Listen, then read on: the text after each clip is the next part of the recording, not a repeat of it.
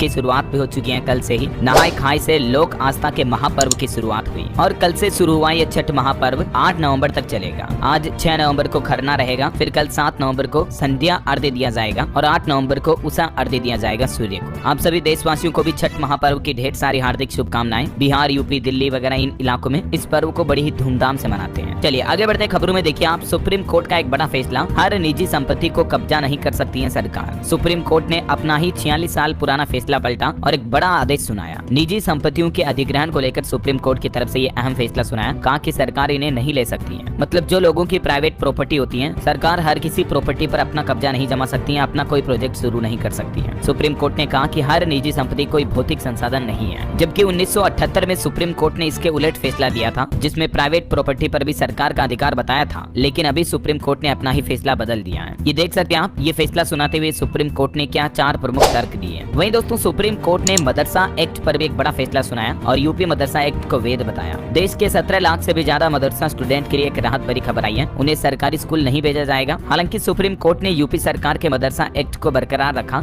लेकिन पीजी और research syllabus तय करने पर भी रोक लगा दी है। उत्तर प्रदेश सरकार ने यूपी मदरसा बोर्ड एजुकेशन एक्ट 2004 में बनाया था और अभी सुप्रीम कोर्ट के इस फैसले के बाद उत्तर प्रदेश में मदरसे चलते रहेंगे और 16,000 मदरसों में पढ़ने वाले 17 लाख स्टूडेंट को सरकारी स्कूलों में नहीं भेजा जाएगा। वहीं दोस्तों सुप्रीम कोर्ट के चीफ जस्टिस CJI चंद्रचूड़ ने भी कुछ बयान दिए। देखिए उनका कहना है कि न्यायिक स्वतंत्रता का अर्थ है हमेशा सरकार के खिलाफ फैसला देना ही नहीं है। सेशन की तारीखों की घोषणा भी हो चुकी है। 1574 खिलाड़ियों ने रजिस्ट्रेशन किया। IPL 2025 की मेगा नीलामी का बड़ा ऐलान हो चुका है। 24-25 नवंबर को सऊदी अरब में इसका आयोजन होगा। वही खबर है दोस्तों, ओलंपिक 2036 की मेजबानी के लिए भी भारत ने अपनी दावेदारी पेश की है। अगर इसको मंजूरी मिल जाती है तो गुजरात अहमदाबाद में ये गेम्स होंगे। वैसे पहले भी भारत 2 एशियन और 1 कॉमनवेल्थ गेम्स होस्ट कर चुका है। चलिए अगली खबर देखिए दोस्तों, रिलेशनशिप पर एक हालिया सोशल सर्वे सामने आ रहा कि जो लोग बाग सोशल मीडिया पर खुश दिखते हैं ना, असल जिंदगी में वो ऐसे खुश होते नहीं है। इंटरनेट की वजह से परिवारों में दूरियां और बढ़ रही हैं। भले ही आप फेसबुक, इंस्टाग्राम, रील्स वगैरह पर कई जगहों पर लोगों को देखते होंगे कि कितना एंजॉय कर रहे हैं, खुश हैं, लेकिन लोगों की असल जिंदगी बहुत ज्यादा डिप्रेशन और तनाव में होती जा रही है। और इन सब के पीछे वजह भी यही है, सोशल मीडिया की वजह से लोगों के रिश्ते खराब होते हैं। तो इसलिए अपने जीवन में कभी कभी इन चीजों से ब्रेक लें, जितना हो सके मोबाइल फोन का इस्तेमाल कम करें, एडिक्टेड ना बने फेसबुक, इंस्टाग्राम को लेकर, है ना। चलिए दोस्तों अगला अपडेट देखिए, ट्रैफिक को लेकर एक रिपोर्ट सामने आ रही है कि पूरे एशिया महाद्वीप में सबसे ज्यादा ट्रैफिक हमारे देश में बेंगलुरु और पुणे शहर में है। नई दिल्ली 12वें नंबर पर है और मुंबई 14वें स्थान पर है। ग्लोबल लिस्ट में लंदन शहर टॉप पर है, लेकिन एशिया के सबसे खराब यातायात वाले टॉप 5 शहरों में 2 तो भारत के ही शामिल हैं। देख सकते हैं आप ये टेबल में आंकड़े भी। चलिए अगला अपडेट देखिए, भारत के विदेश मंत्री एस जयशंकर बोले कि बॉर्डर से पीछे हटी भारत और चीन की सेनाएं, जल्दी मिलेंगे दोनों देशों के विदेश मंत्री और NSA भी। 21 अक्टूबर को भारत चीन के बीच ये समझौता हुआ था, आपको पता होगा। वहीं दोस्तों वक्फ बोर्ड में जो एक मामला सामने आया था, 2 चिपके हुए बच्चों का जन्म हुआ था, तो एक दिन बाद ही इन बच्चों की जान जा चुकी है। डॉक्टरों ने भी कहा कि इन बच्चों को अलग कर पाना मुश्किल था, क्योंकि इनका दिल भी एक ही था, जुड़वा बच्चे थे, लेकिन अभी ये वापस भगवान को प्यारे हो गए। चलिए अगला अपडेट देखिए, एक बड़ा दावा किया जा रहा है भारत में कंप्यूटर साक्षरता पर। देखिए चौंकाने वाली रिपोर्ट कि 15 साल से ज्यादा उम्र के केवल 12% लोग ही कंप्यूटर साक्षर हैं। इसमें भी महिलाओं का अनुपात तो काफी कम है। देखिए मतलब अभी भी भारत में कंप्यूटर एजुकेशन की कितनी कमी है। और एक अच्छी खबर देखिए देश के युवाओं के लिए कि देश में रोजगार के मौके बढ़े हैं। अक्टूबर महीने में 10% नौकरियां बढ़ी हैं और मैन्युफैक्चरिंग सेक्टर में भी अच्छी ग्रोथ दिखी है। गोल्डमैन सैक्स के द्वारा ये रिपोर्ट जारी की गई, कुछ आंकड़े आप देख सकते हैं। बहरहाल अभी तो कुछ और महत्वपूर्ण और काम की खबरें देखेंगे दोस्तों अपन, लेकिन फिलहाल वक्त तो चला है आज के ताजा मौसम समाचार जान के। इतिहास का सबसे महत्वपूर्ण दिन होगा, लाखों लोग मतदान कर रहे हैं। तो डोनाल्ड ट्रंप और कमला हैरिस दोनों ही राजनीतिक पार्टियां रोजमर्रा की चीजों की महंगाई से लेकर लोकतंत्र और गर्भपात के मुद्दों पर चुनाव लड़ रहे हैं। ये मतलब यूएस इलेक्शन के कुछ प्रमुख मुद्दे हैं। हालांकि दोस्तों भारत के लिए भी अमेरिकी चुनाव के नतीजे काफी महत्वपूर्ण होंगे। किसकी जीत से भारतीय शेयर बाजार और अर्थव्यवस्था को फायदा होगा, तो इसके कुछ आंकड़े देखिए आप। हिस्टोरिकल क्या है और सीधे आपके बच्चे की पढ़ाई से इसका सीधा कनेक्शन है, क्योंकि अब बच्चों की पढ़ाई के लिए पैसा आड़े नहीं आएगा। जी हाँ, सरकार सीधा पढ़ाई के लिए 10-10 लाख रुपए तक की मदद करेगी। कैसे इस स्कीम का फायदा उठा पाएंगे, कौन कौन स्टूडेंट छात्र छात्राएं इस योजना के लिए पात्र होंगे, कैसे इसके लिए ऑनलाइन फॉर्म भरे जाएंगे, सारी A to Z जानकारी आपको इन्फॉर्मेशन इस वीडियो में मिलने वाली है। सो बिल्कुल बने रहेगा मेरे साथ और ध्यान से पूरा देखते रहिएगा। दोस्तों आज जो केंद्र सरकार की कैबिनेट की बैठक हुई, उसमें ये कुछ बड़े फैसले लिए गए। FCI को मिलेंगे 10,700 करोड़ रुपए और PM विद्या लक्ष्मी योजना के तहत मेधावी छात्रों को सस्ते में लोन मिल पाएगा। इनकी डिटेल जानकारी तो मैं आपको बताऊंगा होगा। पहले कुछ ब्रीफ इन्फॉर्मेशन देखिए। इस योजना को जो मंजूरी मिली है, इससे मेधावी छात्र उच्च शिक्षा के लिए 10 लाख तक का लोन ले सकेंगे। हालांकि इस लोन पर सरकार सीधा फायदा देगी। वो बेनिफिट्स क्या क्या होंगे जानेंगे अपन। इसके अलावा भी FCI यानी कि भारतीय खाद्य निगम को 10,700 करोड़ रुपए मिलेंगे। आज कैबिनेट के बैठक के बाद केंद्रीय मंत्री अश्विनी वैष्णव ने प्रेस कॉन्फ्रेंस करके इन फैसलों की जानकारी दी,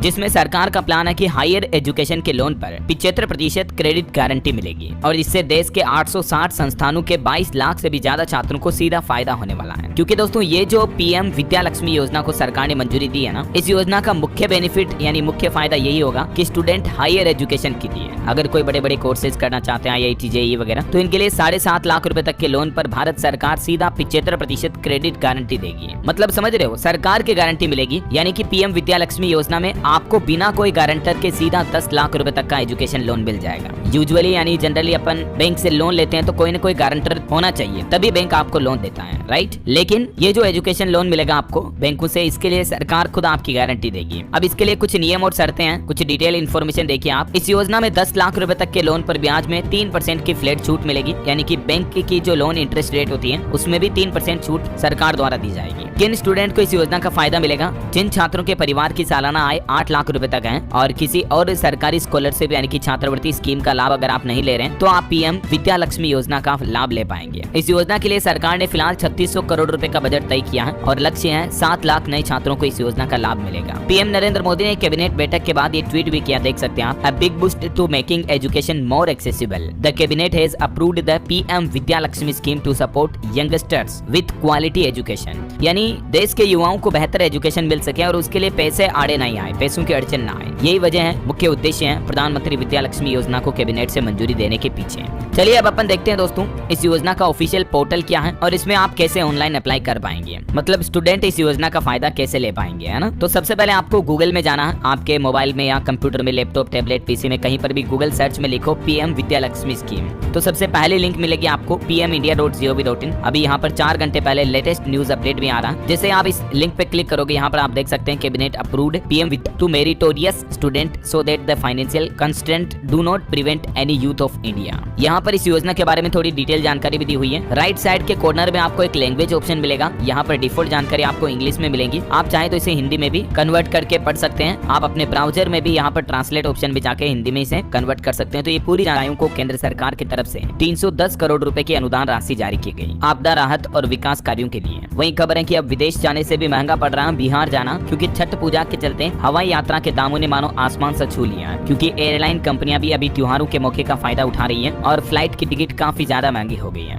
अगर आप मुंबई से बिहार, पटना या दरभंगा जाना चाहते हैं तो अभी फ्लाइट टिकट 13,000 से 18,000 के बीच में चल रहा है, जबकि सामान्य दिनों में इस रूट के लिए 6-7 हजार रुपए तक का हवाई टिकट होता है। वहीं देखिए अगली खबर, अब BSNL ग्राहकों की मौज होने वाली है, क्योंकि इंटरनेट स्पीड को लेकर कंपनी की तरफ से एक बड़ा अपडेट सामने आना और इससे प्राइवेट कंपनियों की जैसे जियो, एयरटेल वगैरह इनकी टेंशन बढ़ सकती है। बात कुछ यूं कि सरकारी टेलीकॉम कंपनी BSNL देश में 4G नेटवर्क डिलीवर करने के मामले में एक नया रिकॉर्ड बनाने जा रही है। BSNL का कहना है कि अब तक 50,000 से भी ज्यादा 4G मोबाइल टावर स्थापित कर दिए गए हैं, जिनमें 41,000 से ज्यादा का ऑपरेशन भी स्टार्ट हो गया है और कंपनी ने जून 2025 तक 1 लाख मोबाइल टावर लगाने का लक्ष्य रखा है, जिससे कि BSNL का नेटवर्क अब आपको और बेहतर मिलेगा, वहीं इंटरनेट की स्पीड भी और अच्छी मिलेगी, है ना। चलिए अगला अपडेट देखिए दोस्तों, सरकार का नया प्लान, ग्रामीण बैंकों की संख्या घटेगी। वित्त मंत्रालय की तरफ से एक बड़ा कदम उठाया गया है। दरअसल सरकार हमारे देश में क्षेत्रीय बैंकों की संख्या कम करना चाहती है। अभी देश में फिलहाल 43 ग्रामीण क्षेत्रीय बैंक हैं और सरकार इनको कम करके 28 तक लाना चाहती है। तो इसके लिए क्या करेगी कि कुछ क्षेत्रीय ग्रामीण बैंकों का मर्जर किया जाएगा। सरकार का कहना है कि इससे बैंकों को लागत कम करने और कैपिटल बेस बढ़ाने में मदद मिलेगी। चलिए अगली खबर देखिए, पासपोर्ट रैंकिंग पर एक रिपोर्ट सामने आ रही है। अभी दुनिया में सिंगापुर का पासपोर्ट सबसे मजबूत है, जबकि हमारे पड़ोसी देश पाकिस्तान का पासपोर्ट सबसे कमजोर।